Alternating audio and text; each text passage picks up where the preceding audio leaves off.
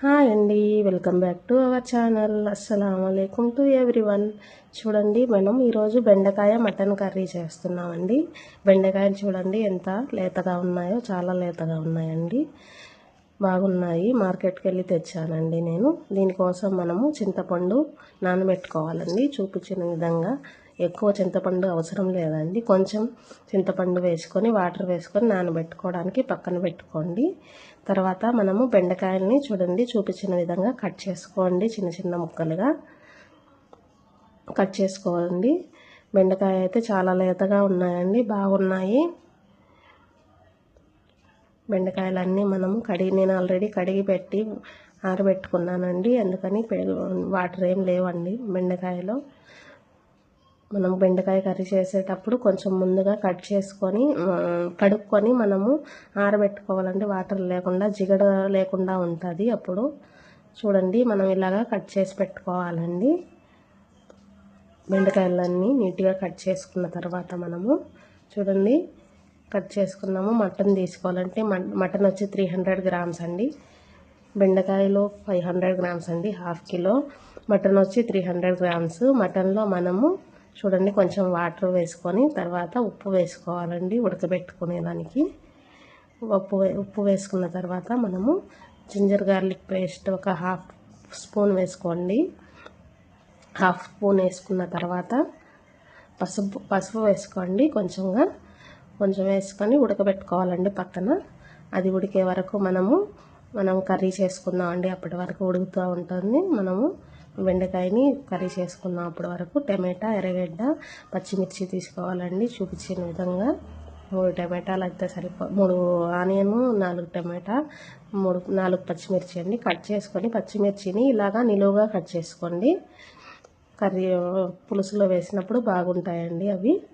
చూడండి ఇలా కట్ చేసి పెట్టుకున్నాం కదా. మన మటన్ అయితే ఉడుకుతూ ఉందండి. అప్పటి వరకు మనము టమాటా, ఎర్రగడ్డ, పచ్చిమిర్చిని ఫ్రై చేసుకుందాము. కర్రీ చేసేదానికి స్టార్ట్ చేద్దామండి. చూడండి మనము ఫస్ట్గా దేనిలో అయితే మనము కర్రీ చేసుకుంటామో ఆ దవర పెట్టుకోవాలండి. దవర వేడెక్కాక మనము ఆయిల్ పోసుకోవాలి. చూడండి ఆయిల్ వేసుకున్న తర్వాత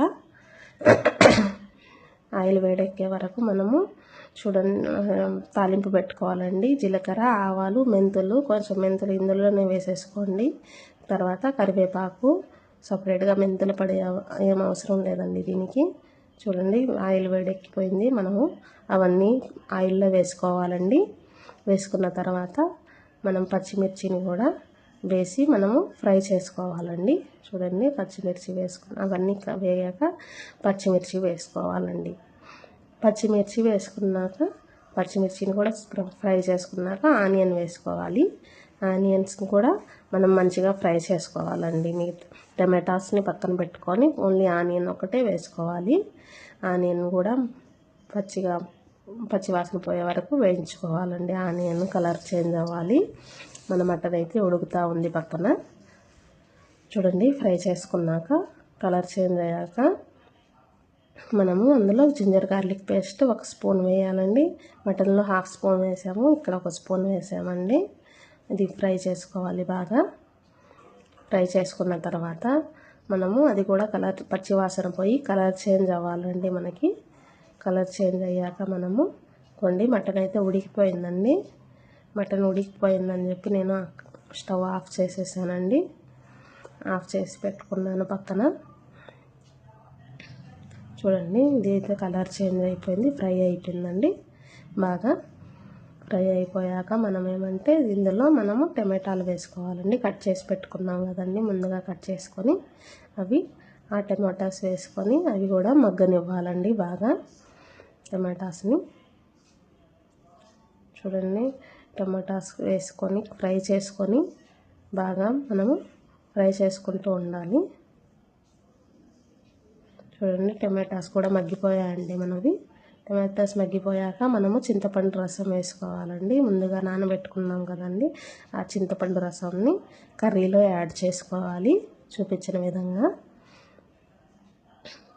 మొత్తం వేసుకున్నాక కొంచెం ఉడికాక అది కూడా చూడండి పసుపు పొడి, ధనియాల పొడి, తర్వాత కారం వేసుకోవాలండి, మిరప్పొడి వేసుకొని అది కూడా ఉడకనివ్వాలండి. బాగా కొంచెం ఉడికాక మనము కట్ చేసి పెట్టుకున్న బెండకాయలు వేసుకోవాలండి. అందులో బెండకాయలన్నీ వేసేసుకొని నీట్గా తర్వాత కలుపుకోవాలండి. తర్వాత మనం ఉడకబెట్టుకున్న మటన్ కూడా అందులో యాడ్ చేసేయాలండి. యాడ్ చేసేసాక మీకు అన్నీ బాగా కలుపుకోండి. చూడండి ఎంత బాగున్నాయో. ఇప్పుడు మటన్ అయితే మనది ఉడికిపోయిందండి, బెండకాయ ఉడకాలండి మనది అంతే. అందుకని కొంచెం వాటర్ వేసుకొని బెండకాయని మనం ఉడకనివ్వాలండి. మొత్తం మిక్స్ చేసుకొని ఒకసారి ఉడికేదానికి పెట్టేసుకుందామండి మనము. కర్రీ అయితే చాలా టేస్టీగా వస్తుందండి, డిఫరెంట్ కాంబినేషన్ అండి. ఒకసారి ట్రై చేయండి అందరూ, చాలా బాగుంటుంది. చూడండి మూత పెట్టుకొని ఎంత బాగా మగ్గుతుందో చూడండి. కర్రీ అయితే మన కర్రీ చాలా బాగా రెడీ అయిందండి. చూడండి మనం కర్రీ ఫైనల్ స్టేజ్కి వచ్చేసిందండి. బాగా ఉడికిపోయింది. చికెన్ మటన్ కూడా బెండకాయ కూడా రెడీ అయిపోయిందండి. కర్రీ ట్రై చేయండి అందరూ. Thank you.